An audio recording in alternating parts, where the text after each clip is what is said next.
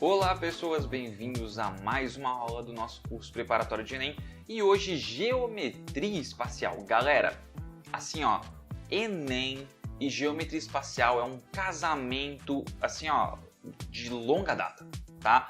Tem muita Geometria Espacial no Enem, muita, tá? Significa que é algo para se preocupar? Não necessariamente, né?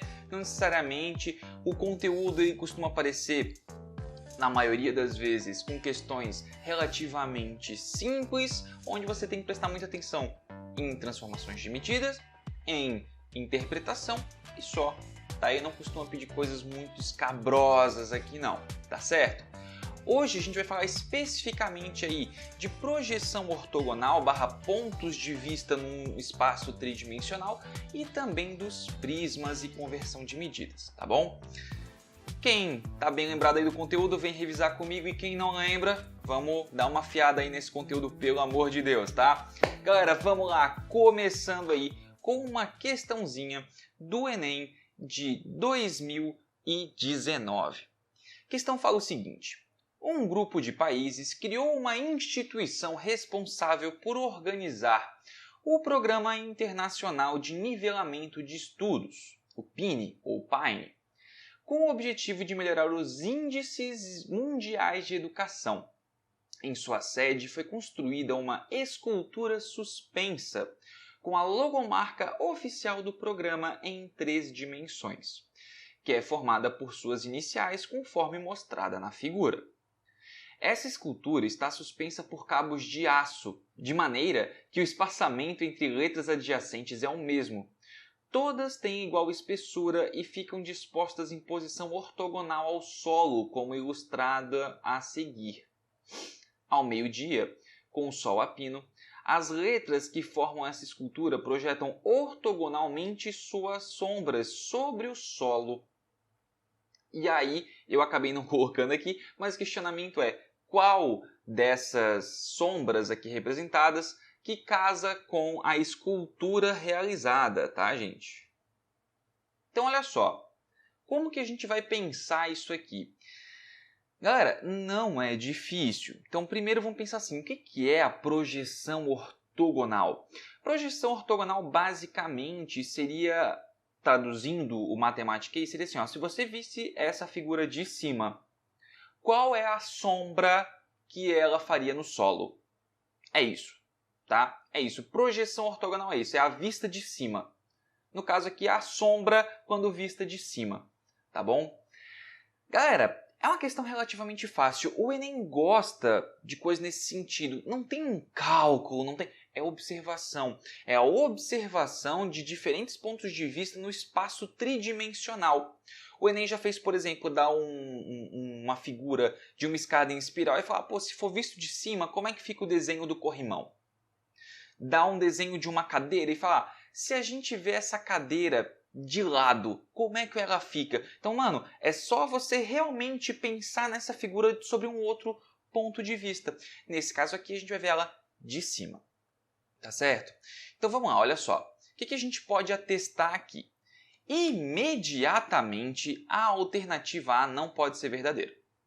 Porque ela não tem espaçamento entre as letras, e as letras, a própria questão fala, há espaçamento entre elas. Essa parte em cinza é só para dar uma noção de profundidade, já que é uma escultura tridimensional. A alternativa A não tem como ser, gente, ela não tem espaçamento entre letras. Não tem como. Ok? Depois disso, a gente consegue fazer uma eliminação pensando apenas na letra P. A letra P, a parte que toca o solo é bem pequenininha, né? É um nadinha aqui, é um pontinho.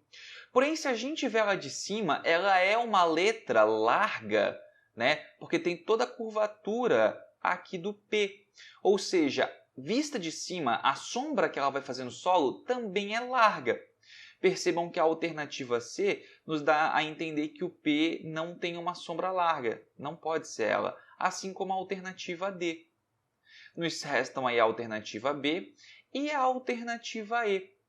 A única diferença entre elas, se você for prestar atenção, é essa seção aqui, ó, que representa exatamente a letra N. A letra N ela toca o chão em apenas 2 momentos. Porém, quando vista de cima, a barra diagonal aqui do n vai fazer uma sombra que vai cobrir todo o n, né? Junto com os outros dois, com as outras duas barras verticais. Ou seja, não tem como ser a alternativa B, porque ela tem um espaçamento dentro do próprio n, né? A única alternativa correta aqui pra gente é a alternativa E. Então percebam, nenhum cálculo, absolutamente nenhum calculinho. Tudo questão de projetar na sua cabeça como que seria a sombra dessa figura, de entender a figura, de olhar ela sob um outro aspecto.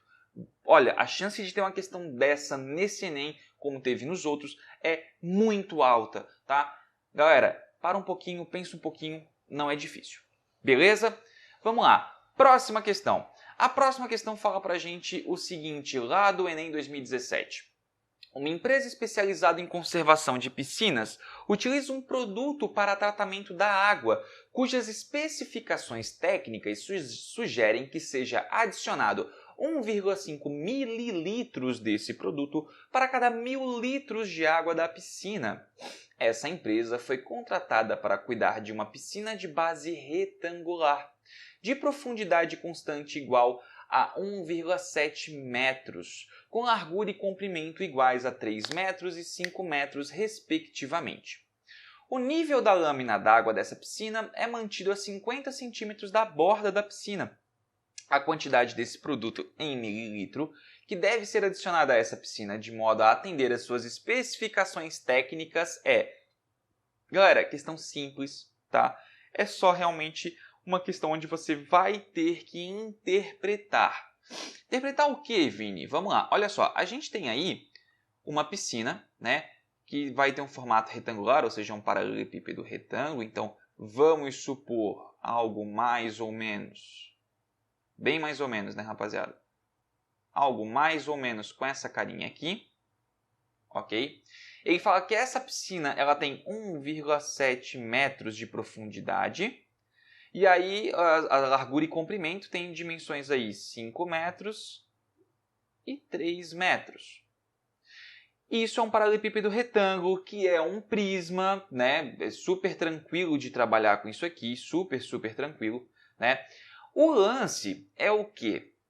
Ele fala, o nível da lâmina d'água, olha a interpretação, é mantido a 50 centímetros da borda da piscina. Ou seja, a piscina ela não está sempre cheia. Né? Ela sempre fica aqui, ó, a 50 centímetros da borda, tá? Esse é o grande lance, galera. Essa é a grande jogada inicial aqui dessa questão, tá? Para você começar essa questão, você não pode pensar no paralelepípedo ali como um todo. Você tem que pensar que essa piscina não está totalmente cheia. O paralelepípedo de fato, que vai representar o volume de água nessa piscina, é aquele que tem comprimento 5, largura 3 e a altura aqui, ó, se é sempre deixado, né, 50 centímetros da borda, então ele vai ter uma altura de 1,2 metros, né? Então, o volume de água dentro dessa piscina vai ser dado pelo quê? Basta a gente calcular. Né? Como que a gente calcula esses volumes? Vamos lembrar primeiro o seguinte, essa questão já começou a puxar litro, mililitro, e aí vamos lembrar o quê? Medidas de capacidade. Galera, tenham em mente essas conversões, tá? Tenham em mente essas conversões. 1 centímetro cúbico é equivalente a 1 mililitro, 1 decímetro cúbico é equivalente a 1 litro, e 1 metro cúbico é equivalente a 1.000 litros, ok? Isso aqui é importantíssimo para o Enem. Pô, geralmente tem pelo menos umas 2 ou 3 questões por prova do Enem onde é necessária essa conversão. Então, saibam ela, tá? Pelo amor de Deus. E aí vamos lembrar que a gente está falando de prismas, né? Os prismas, em geral, têm uma fórmula, né? Que é a área da base vezes a altura para determinar o volume. Falando especificamente aqui de volume porque, sim, né? Parte de área já foi vista em geometria plana. Galera, no caso do paralelepípedo e do cubo, né? Basta que você faça uma multiplicação entre as 3 dimensões. Prismas no Enem, pode até aparecer um prisma triangular, pode aparecer um prisma hexagonal, já teve até questões de prismas trapezoidais. Mas não é difícil, né? Calcular a área da base, multiplica pela altura e tal. Vamos focar no que mais aparece. que são os paralelepípedos e cubos aqui, tá? Galera, volume aqui vai ser a multiplicação dessas três dimensões da água, da parte de água, ok? Então, o volume nosso aqui vai ser o 5 vezes o 3 vezes o 1,2 metros, todos na mesma unidade de medida, né? Metro, metro, metro. Fazendo essa multiplicação, ó, 5 vezes 1,2 é 6 e 6 vezes 3 é 18. Como está tudo em metros, é metro vezes metro, que fica metros cúbicos. A questão não fala em metro cúbico, ela fala em litro. Como que eu faço essa conversão?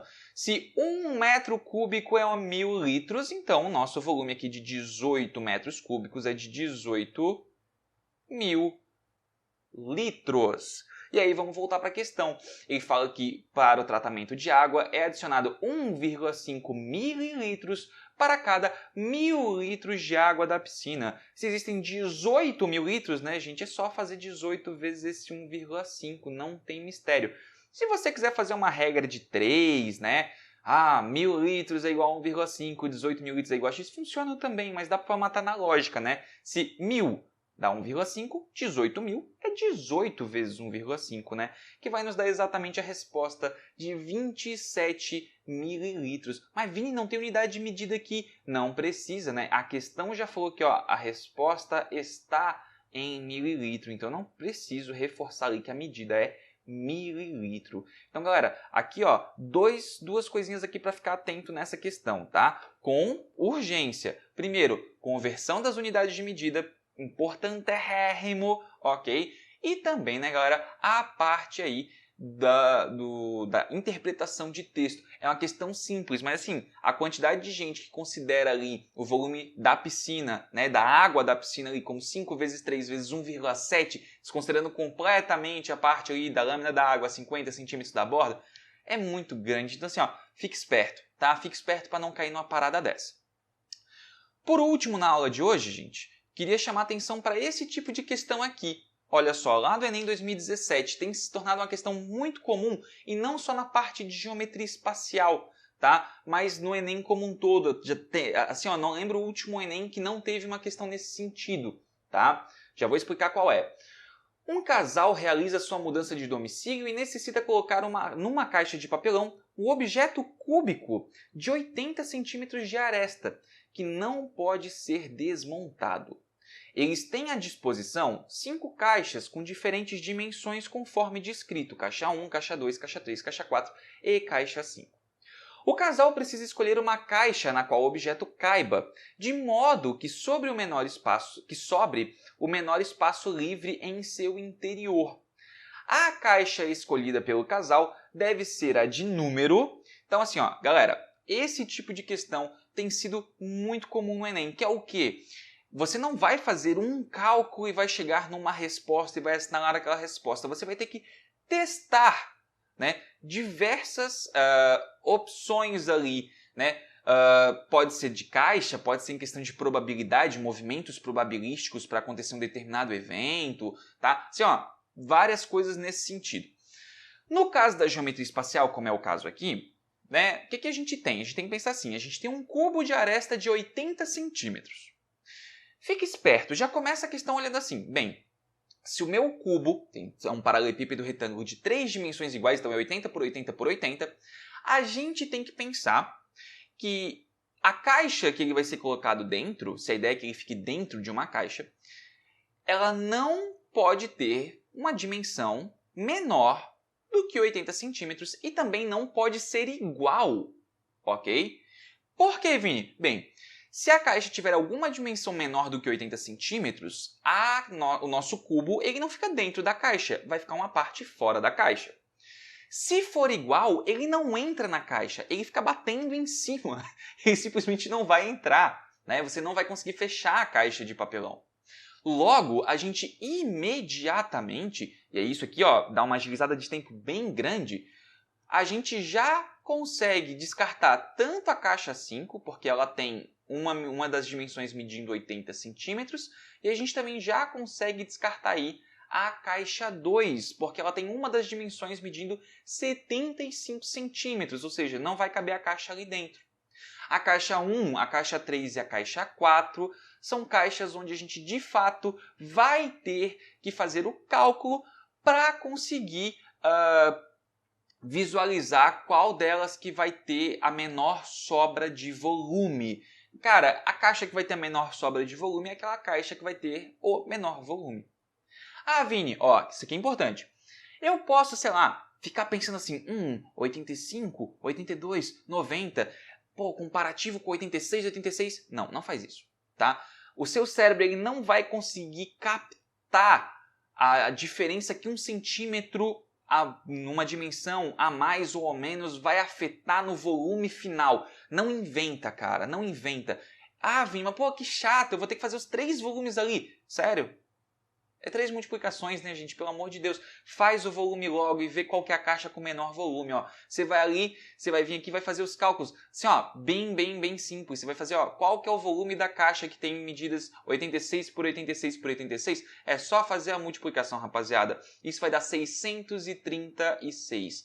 1056 centímetros cúbicos. Já a caixa 3 tem dimensões 85 por 82 por 90, né? Ela vai ter aí um total de 627.300 centímetros cúbicos. Já a caixa 4, né? Ela vai te dar um total aí de 638.780 centímetros cúbicos. Fica bem claro, né, galera, que a nossa caixa ia ser escolhida é a caixa 3. Então assim, ó, galera, esse tipo de questão, né, para finalizar aí a nossa aula de hoje e os comentários aqui sobre esse tipo de questão, gente, normalmente, numa questão desse tipo, você teria que fazer o volume de todas. O único lance é, tente usar a lógica antes para que você tenha que fazer um menor número de cálculos possível, porque esse tipo de questão vai te consumir tempo, não tem escapatória. Não tem assim, ah não, eu vou fazer um cálculo, vou chegar na resposta. Não, você vai ter que fazer 3 cálculos para chegar na resposta. Então, esse tipo de questão aqui costuma consumir bastante tempo, tá? Essa aqui é uma questão mais simples, não consome tanto tempo assim. Mas assim, eliminar aquelas possibilidades com esse raciocínio de, pô, não vai caber, agiliza muito tempo. Então já começa por aí, tá bom? Cada segundo ganho resolvendo a questão do Enem é extremamente importante, né? Galera, espero que tenha ajudado aí, espero que vocês tenham gostado dessa aula, que tenha revivido algumas memórias aí para vocês fazerem boas anotações e ficarem espertos aí para nossa provinha, tá bom? Beijão para vocês, bons estudos e até a próxima.